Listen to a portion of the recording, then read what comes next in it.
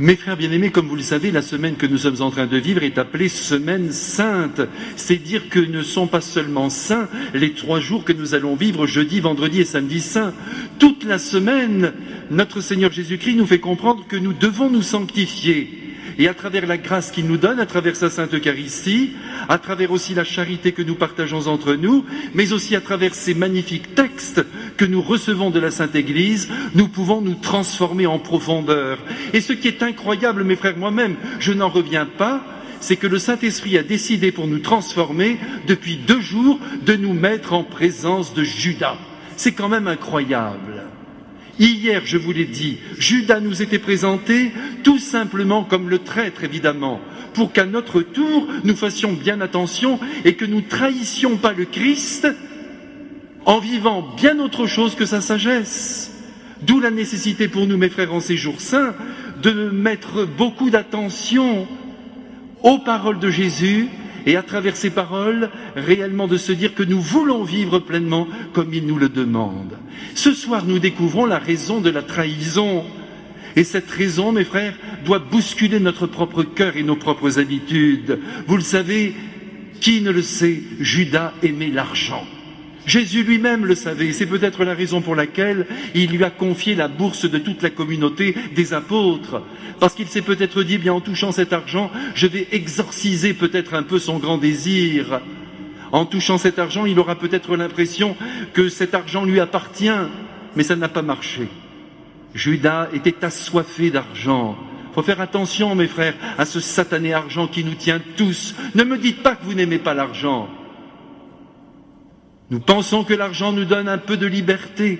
En cela, nous ne nous trompons pas. Mais si nous commençons vraiment à le vouloir, à le désirer à longueur de journée et de nuit, eh bien, je vous promets que cet argent vous serrera à la gorge et vous tuera. C'est ce que nous devons comprendre aujourd'hui. Vous voyez, Judas nous est montré, alors qu'il se rend chez les grands prêtres et qu'il parle avec eux pour essayer de monnayer l'arrestation du Christ. C'est quand même incroyable. Et vous savez que les grands prêtres lui proposeront 30 pièces d'argent. 30 pièces d'argent, qui représentent à peu près, c'est l'équivalent, si vous voulez, de 3 900 €. J'ai essayé de regarder de près pour me rendre compte de ce que valait le Christ pour le monde. C'est à peu près l'équivalent d'une trentaine de pièces de 20 francs or Napoléon, si vous voulez, notre fameux Napoléon. 3 900 €.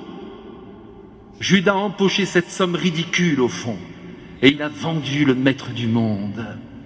Vous savez la suite, vous la connaissez par cœur, ce n'est pas la peine d'insister. Au cours de ce repas, notre Seigneur a bien indiqué que c'était Judas qui allait le trahir. Mais ce qui est assez saisissant, et hier soir, je vous en ai dit un tout petit mot, mais sans aller suffisamment loin, c'est que vous avez vu que chaque apôtre se demande si ce n'est pas lui qui va trahir le Christ. Serait-ce moi, Seigneur ? Voyez comme les apôtres sont conscients qu'ils sont capables de trahir, comme vous, comme moi. Quand on aime l'argent, on peut faire n'importe quoi. Attention, mes frères, et pour le trouver et pour le garder.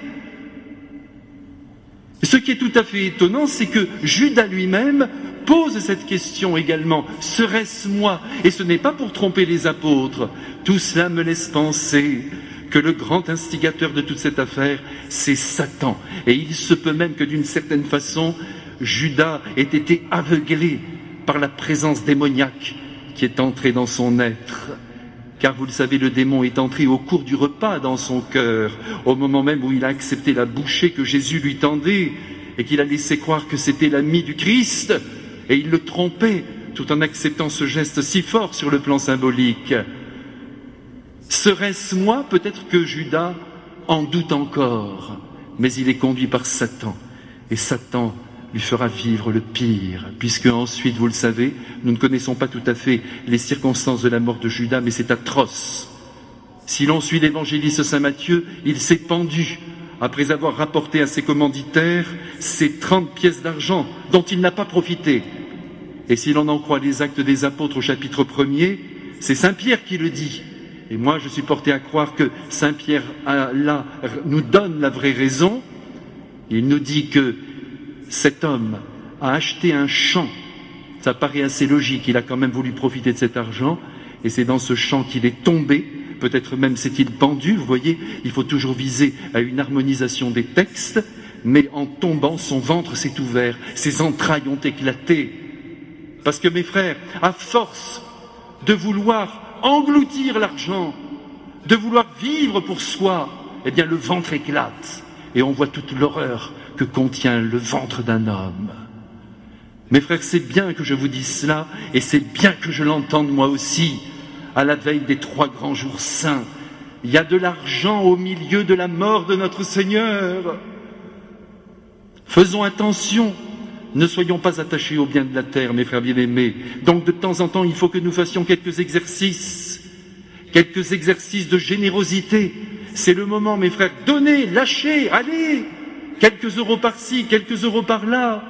Comblez même vos enfants si ça vous chante, si vous êtes gênés vis-à-vis de l'inconnu. Mais faites quelque chose, dépossédez-vous. Sinon, vous êtes possédés par ce démon qu'est l'argent. Je compte sur vous, mes frères. Écoutons cette leçon que notre Seigneur Jésus-Christ nous a donnée ce soir, lui qui est mort pour une poignée de monnaie. Faisons des efforts, mes frères. Disons maintenant à Jésus que nous voulons être plus généreux et moins attachés à ces biens de la terre qu'un jour nous allons abandonner lorsque nous serons dans notre cercueil, ou plus exactement, lorsque nous serons chez Dieu.